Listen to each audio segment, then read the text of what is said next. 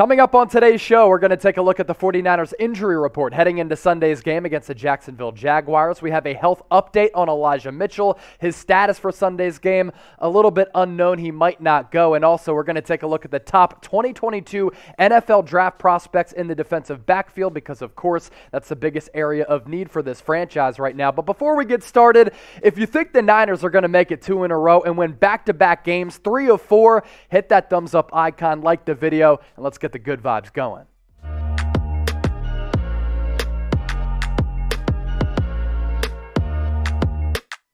Welcome into the 49ers Report by Chat Sports. I'm your host, Jay Senior. I hope the Niner gang is getting set to have a fantastic weekend. We have Niner football right around the corner, so you got to be jacked up for that. I'm also jacked up to welcome in a new sponsor here on the 49ers Report. That is Ultra Game. They sell officially licensed NFL merchandise, just like the hoodie that I'm rocking right now. Holiday season right around the corner. If you want to get this hoodie, you can. Just go to chatsports.com/49hoodie. More information on Ultra Game coming up. Let's take a look at the 49ers injury report going into the weekend. Elijah Mitchell, according to John Lynch and Kyle Shanahan, both of them met with the press today, going to be doubtful after undergoing finger surgery earlier this week. JaMycal Hasty going to be out because of that ankle injury, so it looks as though Jeff Wilson going to get the start at running back if Mitchell can't go, and Mo Hurst also out as that calf injury continues to ail him. General Manager John Lynch was on the radio this morning on Friday on KNBR. He was asked about Eli, who's been one of the best rookie prospects among all players in the NFL this year. He said this, quote, "We'll see if he's going to play. He had type of a break that they thought he could function, but surgery might not have been different than anticipated. Pain tolerance is not an issue, but he has to be able to function. We will take it until game time." Kyle Shanahan also met with the media and said this about Elijah. It's just how he feels with it, and we thought it would be a little bit further along now, but obviously it isn't. That's why he couldn't go today in practice. He was working on the side, by the way. We're holding out hope because we've still got 48 hours, but anytime someone doesn't go in the final practice, it's certainly tough. If the Niners are going to be without their number one back, they're certainly going to miss him because the last couple of weeks they have leaned on that run game and they've been very successful running the football. Shout out to that offensive line for just paving open lanes against the Los Angeles Rams. Daniel Brunskill doing a terrific job against Aaron Donald. But Elijah Mitchell, I continue to say this, not only has he been one of the best overall running backs in the National Football League, he's been one of the top overall rookies from the 2021 NFL draft class, really putting together a spectacular season, already north of 500 yards, been able to find pay dirt 3 times as well. And I thought this stat was pretty fascinating. He has the most rushing yards after contact among all running backs ahead of Nick Chubb. Nick Chubb of the Cleveland Browns is paid like one of the best running backs in the league. He certainly is that. That's why he earned the bag and earned that big payday. But Elijah Mitchell, been right up there with him. We knew coming out of Louisiana when he got drafted in the 6th round, he was going to be a speedy back who at his pro day ran a 4.3 40. Also has that dual element to his game, catching the ball out of the backfield. But it's really been his physicality and his pull-away speed that's impressed me. He can run in between the tackles, but he does have that speed to get out to the perimeter. If he can't go, Jeff Wilson, the North Texas product, is going to start at running back for the 49ers. Producer Coop went to UNT. He's pretty pumped up about J-Dub. And since he came off the injured list from that knee injury that he suffered getting out of a chair in off-season workouts, he got his first action last week on Monday Night Football against the Los Angeles Rams. He's certainly a capable back. I like his patience. I like his vision. And it's not like if you're without running backs, right? It's not like that's going to be the final nail in the coffin. I mean, the Tennessee Titans went on the road against the Rams 2 weeks ago without the king, Derek Henry, and they were totally cool. Running back, it's become a position that is replaceable, and the 49ers will be able to replace Elijah Mitchell if he's out. And maybe the 3rd-round pick out of Ohio State, Trey Sermon, is going to come out of hiding. Hasn't gotten a carry over the last several weeks. Maybe he is in the doghouse like Brandon Ayuk was earlier this year. I'm kidding. It's a joke. The real ones know. But Trey Sermon hasn't gotten any action or any time with the offense the last few weeks. If Eli can't go, Trey Sermon will be the backup. Speaking of this game on Sunday, Niners enter it as 6-point favorites. I think they're going to be runaway winners in this one. I think they win by 10, Who do you got, though? Type JAC in the comment section right now. Type SF for the 49ers. Be sure to get those votes in the comment section right now. So we're quickly approaching Thanksgiving. That means that the holiday season, it's right around the corner. It's also fall. Winter's coming up. So if you want to get your hands on a nice hoodie, like the one that I'm rocking, you can get it. Chatsports.com/49 hoodie, thanks to our friends at Ultra Game. Let me ask you this. Who is the better looking model? This guy or this guy? I think it's me. You want to rock a hoodie like me? You can. Chatsports.com/49 hoodie. The logo here is stitched on, and there's also a bunch of other 49ers products from Ultra Game that you can find in the description as well as the comment section of this video, but you have to use the link in order to get the deal that we're offering. Once again, it's officially licensed NFL merchandise from Ultra Game. Get yourself hooked up or a friend or a loved one hooked up for the upcoming holiday season. Also, earlier this week on our 49ers Rams watch party, we gave out a free 49ers t-shirt thanks to Ultra Game. And we do want to announce the winner here on today's show. We needed 30 people to sign up. Of course, the Niner Gang showed out, and we had a bunch of people signing up. But the Ultra Game contest winner, Dominic Romero. So Ultra Game has been in contact with him, and Dominic Romero going to get his hands on a free shirt rocking the 49ers thanks to Ultra Game. Next up on the docket, everybody's been asking me, Chase, who should the 49ers target in the upcoming NFL draft in April? Chase, what's the biggest area of concern and need for this franchise moving forward? It's the defensive secondary. Going into the season, I had said it ad nauseum here on the 49ers report.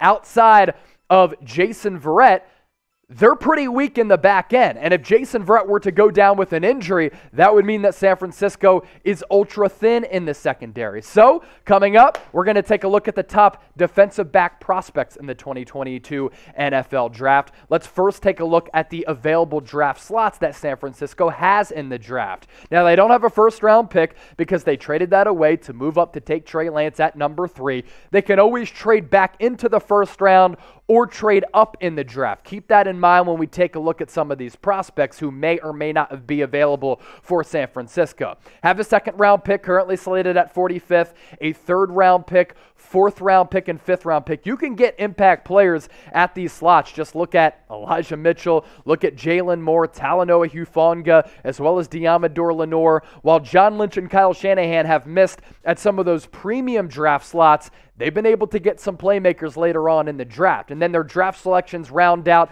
with 3 seventh-round picks, 233rd overall, followed by 254 and 255, 2 back-to-back picks in round 7 to round things off. So with that, let's take a look at some of these top 2022 NFL draft defensive back prospects. We're taking a look at corners and we're taking a look at safeties because I think both are areas of need if you can get an impact player.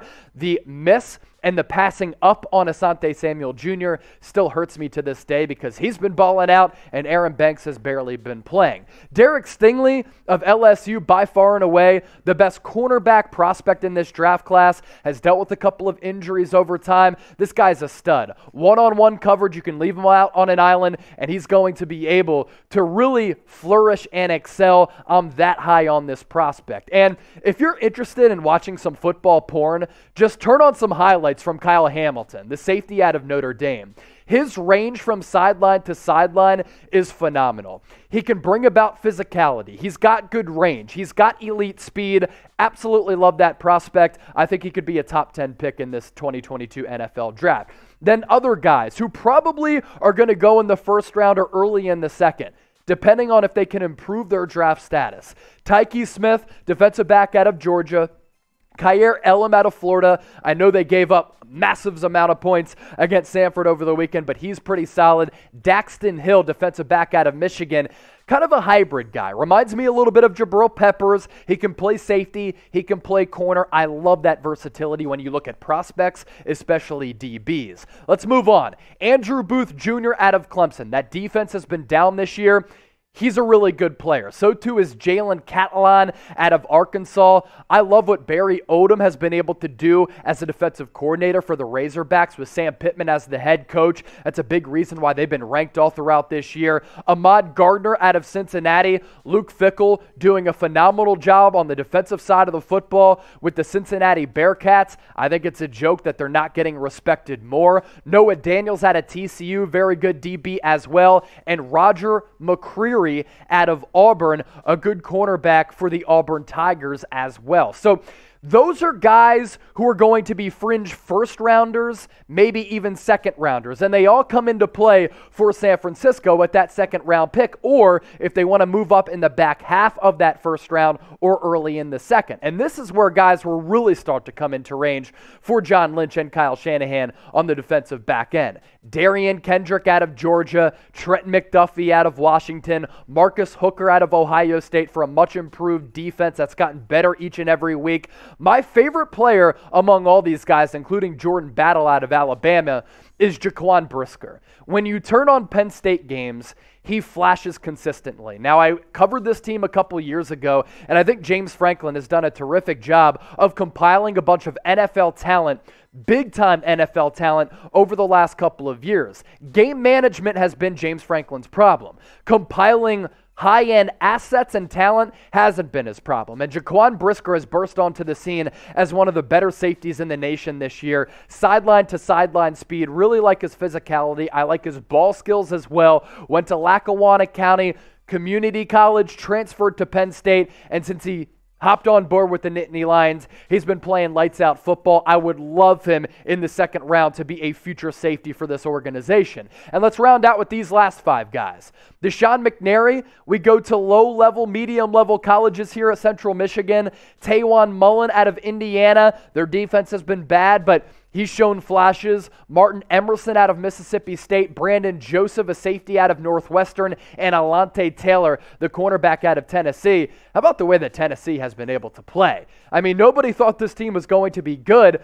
They have one of the highest scoring offenses in the SEC, but that defense has risen up to the occasion from time to time. Alante Taylor has been a big part of that as well. So you ask us to get you covered and get you up to date with some of the top NFL draft prospects here on the 49ers Report, we got you covered. That's why you subscribe to the channel, and that's why we're less than 100 people away from getting to 44,000 subscribers. So make sure you hit that red subscribe button down below. And before we head out of here, let me know which NFL draft prospect you like the most for the 49ers to target in the upcoming NFL draft in April. Enjoy your weekends. We'll see you on Sunday for another 49ers Watch Party.